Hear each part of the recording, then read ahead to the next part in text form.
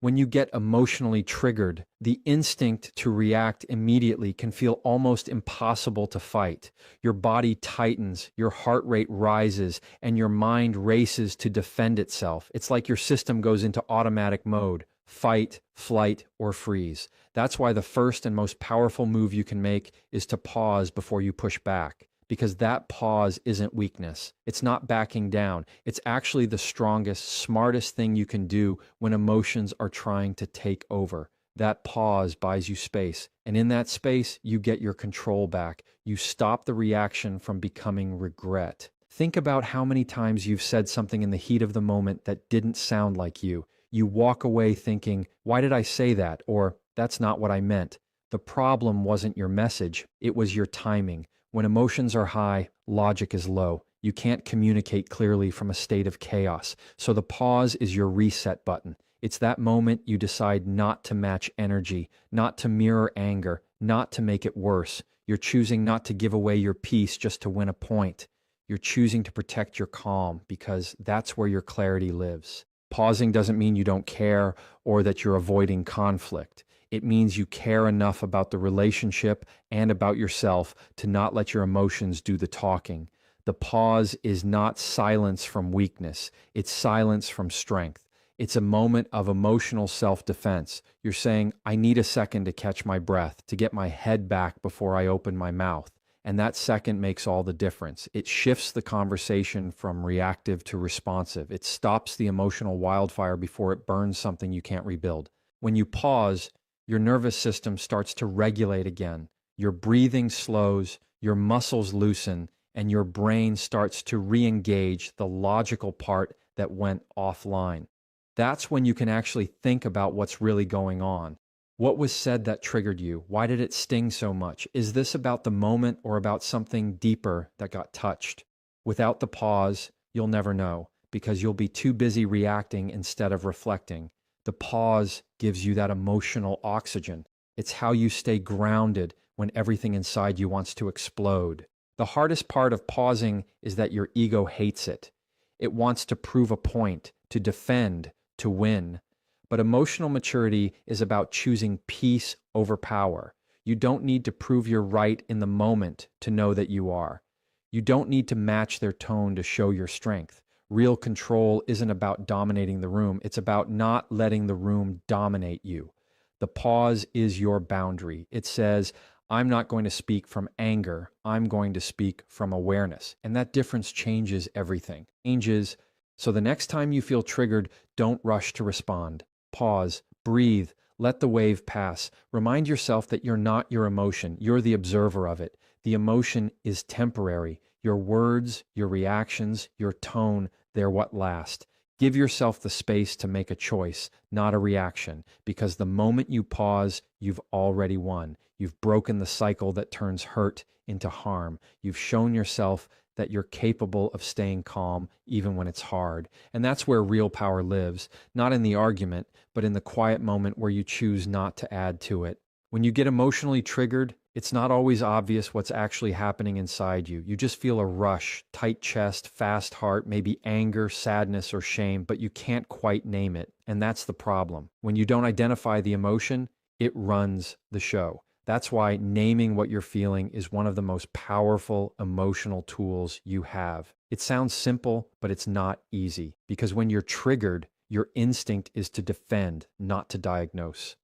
Yet the moment you can say, I'm angry, I feel rejected, or I'm hurt, something shifts. You go from being in the emotion to observing it. And once you can observe it, you can manage it.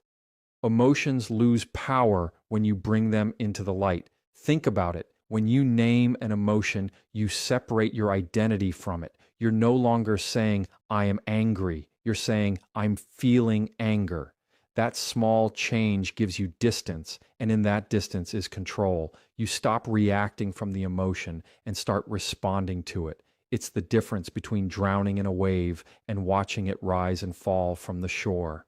When you name what's happening inside, you're giving your logical brain a chance to catch up with your emotional brain. You're reminding yourself this feeling isn't forever. It's just information. And that's the key. Emotions are information. They're not facts and they're not commands. They're signals pointing to something deeper that needs attention. Anger might be signaling a boundary that was crossed. Sadness might be pointing to loss or disappointment. Guilt might be showing you that your actions didn't align with your values. When you name it, you get curious instead of critical. You ask yourself, why is this feeling here? What is it trying to tell me? That kind of curiosity helps you respond with wisdom instead of impulse.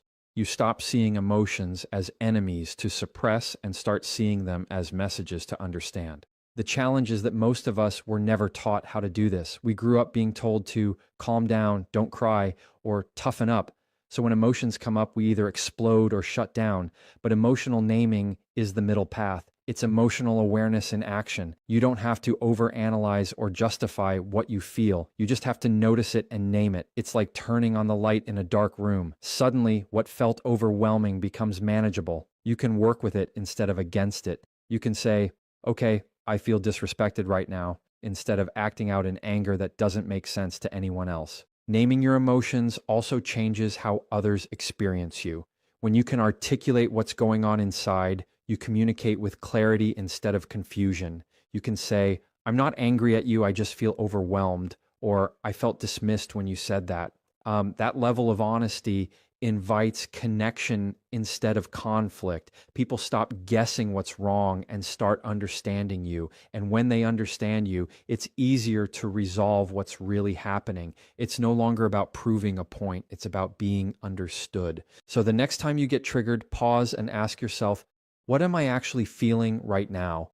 Don't judge the answer, just notice it. Give it a name, because the moment you do, you take the emotion out of the driver's seat. You regain your power to choose how you show up. Emotional awareness is not about being soft. It's about being smart. It's knowing yourself so deeply that no trigger can control you. Once you can name what's happening inside, you stop fighting your emotions and start leading them.